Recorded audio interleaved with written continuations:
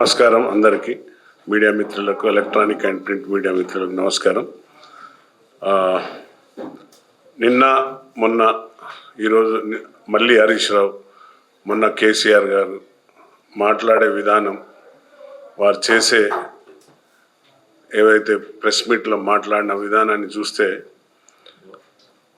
పందికి పరిశుభ్రత, గాడిదికి నాట్యం నేర్పడం, అలాగే ఈ కల్వకుంట్ల ఫ్యామిలీకి కల్చర్ నేర్పడం చాలా కష్టతరమైంది. ఎందుకంటే కేసీఆర్ గారు మొన్న మాట్లాడినప్పుడు తన రాజకీయ మనుగడ కోసం, మనుగడ ప్రదర్శించడం కోసం ఆత్మవంచనతో సమాజం మీద విషాన్ని, ముఖ విరోచనాలు అంటే విరోచనాలు అంటే మనందరికీ తెలుసు. విరోచనాలు ఎట్లయితే చాలా అవి కంట్రోల్ కాకుండా ఒక గబ్బుతో, వాసనతో, స్మెల్తో కూడింది ఉంటుంది. కాబట్టి ఆ విధంగా తన నోటి దురుసుతనంతో ముఖ విరోచనాలు విదజడం కల్వకుంట్ల కుటుంబానికి చెందుతుంది. అది అలాగే నిన్న హరీష్ రావు మాట్లాడుతూ ఆయన ప్రతిబద్ధతనాన్ని నిరూపించుకోవడానికి చాలా తెగ ప్రయత్నం చేస్తాడు. ఈరోజు కూడా అదే ప్రయత్నం చేసిండు. అతనికి చిత్తశుద్ధి, అంకితభావం నిరూపించడానికి ముఖ్యమంత్రి, మా గౌరవ ముఖ్యమంత్రి రేవంత్ రెడ్డి, మన ముఖ్యమంత్రి, తెలంగాణ ముఖ్యమంత్రి రేవంత్ రెడ్డి గారి మీద ఇష్టమైనట్టు ఎగిరెగిరి పడతాడు. మా ముఖ్యమంత్రి గారు, మా క్యాబినెట్ మినిస్టర్లు ఏది పెట్టినా వాళ్ళకి నచ్చదు. వరల్డ్ బ్యూటీ కాంపిటీషన్ పెట్టినా నచ్చదు, మిస్ వరల్డ్ పెట్టినా కూడా, ఫుట్బాల్ పెట్టినా నచ్చదు. మరి ఈ విధంగా తమ విషయాన్నంతా ఇంకా మళ్ళీ తెలంగాణ ప్రజల మీద కక్కే విధంగా, మళ్ళీ విద్వేషాలు రెచ్చగొట్టే విధంగానే మాట్లాడుతున్నారు. హరీష్ రావు సంగతి మొత్తం తెలంగాణ ప్రజలు గమనించారు. నీ నీతి, నీ జాతి, నువ్వు మాట్లాడే విధానం, నువ్వు 10 ఏళ్లలో చేసిన ఘనకార్యాలన్నీ కూడా తెలుసు. నీ వెన్నుపోట రాజకీయం ఏ విధంగా ఉన్నదో గత 2018లో కూడా నువ్వు ఏం చేసినావో, మీ మామ ఏ విధంగా చురకబెట్టిండో, నీకు క్యాబినెట్లో స్థానం కల్పించకుండా, నేను దగ్గర రానియకుండా, నమస్తే తెలంగాణలో నీ పత్రికలో వార్తలు రాకుండా, గొప్ప టీ న్యూస్ ఛానల్లో వార్తలు రాకుండా, నేను ఏ విధంగా ఈవెన్ ఇంట్లో ఫ్యామిలీ ఫంక్షన్స్ అయినా కూడా రాకుండా చేసిన సంగతి మరి మర్చిపోయినట్టున్నాడు. మర్చిపోయి ఈరోజు తన ప్రాతిపత్యాన్ని నిరూపించుకోవడానికి తెగ ప్రయత్నం చేస్తున్నారు. మరి మొన్న కవిత వరంగల్ కూడా వచ్చి చెప్పింది, మరి మా అయ్యను అడ్డం పెట్టుకొని అక్కడ 1100 కోట్లతో కట్టిన హాస్పిటల్ 1600 కోట్లకు పెంచిండ్రు. ఈ 600 కోట్లు హరీష్ రావు బినామీకి పోయిందని చెప్పింది. మళ్ళీ నీకు ఫామ్ హౌస్ 600 ఎకరాల ఫామ్ హౌస్ ఎక్కడిదని చెప్పింది. ఇవన్నీ చెప్పినా కూడా మరి నీకున్న మల్లన్న సాగర్ దగ్గర ఉన్న ఆ ల్యాండ్స్ చేసినప్పుడు అక్కడ 100 కోట్ల ఆస్తులు బినామీ పేర్ల మీద, మెడికల్ కాలేజీలో బినామీ పేర్ల మీద, ఈ విధంగా చెప్పుకుంటా పోతే ఆయన యొక్క ఆస్తుల విషయాలలో మరి కవిత మాట్లాడిన దాని మీద ఎక్కడ కూడా రావు. మా హనుమంతరావు అన్న చెప్పినట్టు నువ్వు రబ్బర్ చెప్పులతోని, ట్రంక్ బాక్స్తో వచ్చినని, మరి బంజారా హిల్స్లో బట్టల షాప్ నడిపినోని, బెంగళూరు నుండి చీరలు తెచ్చి అమ్మినోని, ఈరోజు కోట్ల కొద్ది పడగకి ఎట్లా ఎత్తినావు. నేను అందుకే మా మిత్రులతోని ప్రెస్ ముందు చాలాసార్లు చెప్పినాను, దమ్ము ధైర్యం ఉంటే మీ ఆస్తులు ప్రకటించండి. మీరు ఉద్యమాలకు రాకముందు ఎంత ఆస్తులు ఉంటే, మీ ఉద్యమం తర్వాత 10 ఏళ్ల పరిపాలన తెలంగాణలో చేసిన మీ ఆస్తులు ఎంత అని పలుమార్లు క్వశ్చన్ చేసిన, దానికి ఆన్సర్ ఉండదు. కానీ నోరున్నది కదా అని ఇక వాళ్ళు చేసినవన్నీ ప్రతిబద్ధ పనులు, ఇప్పుడు మేము చేసేటివన్నీ సాని పనుల విధంగా మాట్లాడుతున్నారు. వారు చేసే సంసారం కాంగ్రెస్ పాలన చేసేది వ్యభిచారం లాగా మాట్లాడుతున్నాడు. కాబట్టి ఇంత చేసినా కూడా ఇంకా ఈరోజు కూడా మళ్ళీ చిట్ చాట్లో ఇష్టం వచ్చినట్టు మాట్లాడుతున్నాడు. మరి మా ముఖ్యమంత్రి గారు తండ్రి చాటు బిడ్డలాగా, మామ చాటు అడ్డులాగా రాజకీయాల్లోకి రాలేదు. మా ముఖ్యమంత్రి గారు ఆయన ఏ విధంగా వచ్చిండో తెలుసు అందరికీ. ఒక సామాన్య కుటుంబంలో ఉన్నా కూడా, ఒక మంచి రైతు కుటుంబంలో ఉన్నా కూడా, అన్ని విధాల ఎన్నో ఆటుపోట్లు, ఎన్నో కష్టాలు ఎదుర్కొని ఈరోజు తెలంగాణ ప్రజల ఆశీస్సుల వల్ల ప్రజాపాలన నిర్వహిస్తున్న మా ముఖ్యమంత్రి గారిని పట్టుకొని ఇష్టం వచ్చినట్టు నోటికి వచ్చినట్టు మాట్లాడుతున్నాం, అర్హత లేకుండా. మరి వాళ్ళ మామ మాట్లాడితే స్టేట్ ఫిగర్ అయిపోయిందట, మా ముఖ్యమంత్రి గారు మాట్లాడితే స్ట్రీట్ లౌడ్ లాగా మాట్లాడినట్టు. మరి ప్రజలు గమనిస్తున్నారు. ఆల్మోస్ట్ ఆల్ 2 years ఫామ్ హౌస్లో పండుకొని మొన్న లేచి వచ్చిండు, మళ్ళీ పోయి ఫామ్ హౌస్లో పండుకున్నాడు. మరి సచివాలయం కోట్ల కొద్ది కట్టి దాన్ని బినామీ పేర్లతోని ఎక్కడ చూడు అప్పులు చేసిన ముఖ్యమంత్రి, గత ముఖ్యమంత్రి ఈరోజు మళ్ళా ఫామ్ హౌస్కి అంకితమైండు. మళ్ళీ దానిపైన కూడా కామెంట్. మరి ఒకరోజు కూడా సచివాలయంకి వచ్చిండా అంటే మరి రాలేదు. సచివాలయం రాని దమ్ము లేదని మా ముఖ్యమంత్రి గారు అంటున్నాడు. రండి, ఒకసారి వస్తే అక్కడ కల్పిస్తాం. మా ముఖ్యమంత్రి గారిని ఛాలెంజ్ చేస్తున్నా, నువ్వు రాను, వస్తే మా ముఖ్యమంత్రి గారిని కల్పిస్తాను అక్కడ నిలబడి. ఇంత సిగ్గు లేకుండా, ఒక ఏమాత్రం ఒక గౌరవం లేకుండా మాట్లాడుతున్న హరీష్ రావు, నోరు జాగ్రత్త పెట్టుకొని మాట్లాడు. మరి ఇన్ని విధాలా చెప్పినా కూడా మరి ఈ 10 ఏళ్ల పాలనను పాలమూరి రంగారెడ్డికి ఎందుకు ఎత్తిపోతల పథకాలు ఎందుకు పెండింగ్ పెట్టిండ్రు 10 ఏళ్లలో? మొన్న మాట్లాడిన ముఖ్యమంత్రి గారు తట్టెడు మట్టి పోయలేదని. మరి అదే కవిత చెప్పింది, మా అయ్య ఒక తట్టెడు మట్టి కూడా పోయలేదని చెప్పింది. మరి దానికి సమాధానం చెప్పారు. అదేమన్నంటే మళ్ళా కాంగ్రెస్లో ఆమెకు నేర్పించి పంపుతున్నారని మళ్ళా అసత్య ప్రచారం చేసేట్లో వీళ్ళు అంబాసిడర్లు, బిల్లా రంగాలు ఇద్దరు కూడా. ఒక ఈయన రంగా ఎట్లా దోసుకున్నారో తెలుసు. బిల్లా రంగాలు ఏ విధంగా వీళ్ళకి ఎన్ని బినామీల పేర్లతోని ఆస్తులు ఉన్నాయో, మన ధరణి పేరుతో తెచ్చిన మోసంతో చేసిన ధరణి పేరుతో మోసం చేసి ఎన్ని కోట్ల ఆస్తులు సంపాదించారో తెలుసు. ప్రజలందరూ గమనించే కదా ఈరోజు తెలంగాణలో కాంగ్రెస్ ప్రభుత్వాన్ని ఆశీర్వదించి ప్రజాపాలన వచ్చింది. అయినా కూడా సిగ్గు లేకుండా, ఎగ్గు లేకుండా ఇంకా నేను ప్రతివతనని మీడియా ముందుకు వచ్చి మాట్లాడడం చాలా హాస్యాస్పదం.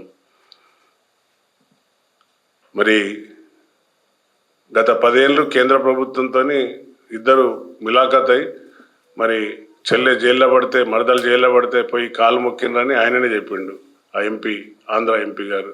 అయినా కూడా దానికి సమాధానం లేదు. అన్నీ దాచుకొని మళ్ళీ ఎంతసేపు మా యొక్క ముఖ్యమంత్రి గారిని ఏకవచనంతో ఇష్టం వచ్చినట్టు నోటికి మాట్లాడడం, ఇంత దురహంకారం. అంటే వీళ్ళకు జీవితకాలం వారికి ఉన్నది, కల్వకుంట్ల ఫ్యామిలీకి ఉన్నదంతా కూడా దురహంకారం, అసత్యాలు, దౌర్జన్యాలు, దోపిడీలు, అవినీతి పనులు పునాదులపైన తెలంగాణను, మన ప్రజలను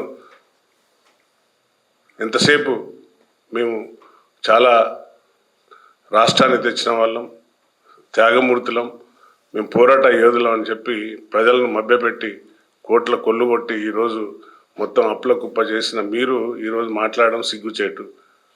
2500 ఇవ్వలేకపోయింది అంటాడు, బంగారం ఏది అంటాడు. మొత్తం తెలంగాణ మిగులు బడ్జెట్తో వచ్చిన రాష్ట్రాన్ని చిప్ప చేతికి ఇచ్చిపోయే విధంగా జీతాలు ఇవ్వలేని దుస్థితికి తెచ్చిన మీరు మాట్లాడే హక్కు, నైతిక హక్కు ఎక్కడ కూడా లేదు మీకు. శాలరీస్ ఇవ్వలేని పరిస్థితులు తెచ్చిన స్టేట్ను ఉద్యోగస్తులంతా బాధపడేవారు. ఎప్పుడు వస్తాయి జీతాలు, 15వ తారీఖు వరకు వేచి చూసేవారు. ఏంటంటే ఆల్ఫాబెటికల్ ABCD అని పెట్టిండ్రట. అప్పుడు కూడా నేను కూడా ఉద్యోగం చేసిన, అక్కడ అందరు కూడా అడిగేది, సార్ మా జీతాలు ఎప్పుడు వస్తాయి, మా జీతాలు ఎప్పుడు వస్తాయి. ఆల్ఫాబెటికల్ సిస్టమ్ పెట్టి అది కప్పిపుచ్చుకొని కోట్ల కొద్ది రూపాయలు పెండింగ్ పెట్టి మరి వారికి పెన్షన్లు ఇవ్వలేని పరిస్థితి తెచ్చి ఈ 2 ఏళ్లలో ప్రతి ఒక్కటి ఆర్థిక వ్యవస్థ నిర్వీర్యమైన కూడా దాన్ని ఇప్పుడు ఒక సాగుబడులు పడి దాని ఒక సిస్టమేటిక్గా ఈ యొక్క రాష్ట్రాన్ని మళ్ళీ కుదేలు పడ్డ రాష్ట్రాన్ని అన్నీ సవరించుకుంటూ వస్తున్నా కూడా భట్టి గారిని, మా గౌరవ ఉప ముఖ్యమంత్రి భట్టి గారిని పట్టుకొని వారిని కూడా మరి ఉత్తమ్ కుమార్ రెడ్డి గారికి ఏం తెలియదని ప్రగల్భాలు పలుకుతున్నామని ఎంత వస్తే అంత నోటికి మాట్లాడి వీళ్ళ ఉన్న విషమంతా కక్కుతున్నారు. కానీ ప్రజలు గమనిస్తున్నారు. తప్పనిసరిగా ప్రజలు మొన్న కూడా జూబ్లీహిల్స్లో ఇచ్చిన ఇంకా రెఫరెండం పెడతా అని మాట్లాడిన ఈ కల్వకుంట్ల ఫ్యామిలీకి ఇంకా సిగ్గు ఎగ్గు లేకుండా ఇంకా ముందుకు వచ్చి మాట్లాడుతున్నారంటే చాలా దురదృష్టకరం, బాధాకరం. కాబట్టి ప్రజలను నేను ఒకటే రిక్వెస్ట్ చేస్తున్నా, 10 ఏళ్లలో వీళ్ళు చేసిన పరిపాలన ఎంత దౌర్భాగ్యంగా ఉన్నదంటే ఈరోజు తెలంగాణ ఇప్పుడిప్పుడే అన్ని విధాల బాగుపడుతూ వస్తున్నా కూడా దాన్ని ఓడ్చుకోలేక దాన్ని అంటే అక్కసుతోని అక్కసుతోని ఏం చేయలేదు, ఏం కాలేదు, ఏం చేస్తలేరని నిందలు మోపుతున్నారు. మరి వాళ్ళ మనవని కోసం బొమ్మకారుల రేసులు పెడితేనేమో అప్పుడు గుర్తుకు రాలేదు. బొమ్మకారుల రేసు పెట్టి ఆడిచ్చినప్పుడు మరి అది ఎవరి కోసం పెట్టిండ్రు? మరి ఈ తెలంగాణలో రేసులు కండక్ట్ చేసే అంత కెపాసిటీ ఉందా? అంత దానికి సంబంధిత ట్రాక్ ఉందా? లేదు. మరి ఇవాళ ఉప్పల్ స్టేడియంలో ఒక ఫుట్బాల్ యువతకు ఒక ఇన్స్పైరింగ్గా ఉండే మ్యాచ్. మెస్సీ అంటే ఒక ప్రపంచానికి ఒక ఐకాన్, అతను ప్రపంచంలో స్పోర్ట్స్లో ఐకాన్. అతన్ని తీసుకొచ్చి పిల్లలకు అంటే మత్తు వదిలి మైదానాలకు రండి అనే నినాదంతో మా ముఖ్యమంత్రి గారు కండక్ట్ చేస్తే అది కూడా జీర్ణించుకోలేకపోతారు. దాని మీద కూడా కామెంటు, ఫుట్బాల్తోని మెనవన్ కోసం ఆడిండి అంటారు. మరి అప్పుడు కార్ రేస్ ఎవరి కోసం ఆడిపించిండ్రండి? కార్ రేస్ ఎవరి కోసం తీసుకొచ్చారు? అది ప్రజాధనం కొల్లగొట్టి తీసుకుపోయి మొత్తం అది ఏసీబీ కేసు అయితే లొట్టపీస్ కేసు అయిపోయింది. ఈ విధంగా మాట్లాడుకుంటా ఎంతసేపు ప్రజలను మభ్యపెట్టి ప్రజలను తప్పుదోవ పెట్టించే విధంగా చేస్తున్న మీరు, ఈ బీఆర్ఎస్ నాయకులు, వీరంతా కూడా తోడేళ్ళలాగా మా ప్రభుత్వం వెనకాల పడి తోడేళ్ళలాగా వేధిస్తున్నారు. తప్పనిసరిగా ప్రజలు దీనికి తగిన బుద్ధి చెప్తారు. మళ్ళీ మొన్న సర్పంచ్ ఎలక్షన్లలో కూడా వాతలు పెట్టినా ఇంకా కూడా వారికి జ్ఞానం వస్తలేదు, జ్ఞానోదయం కలుగుతలేదు.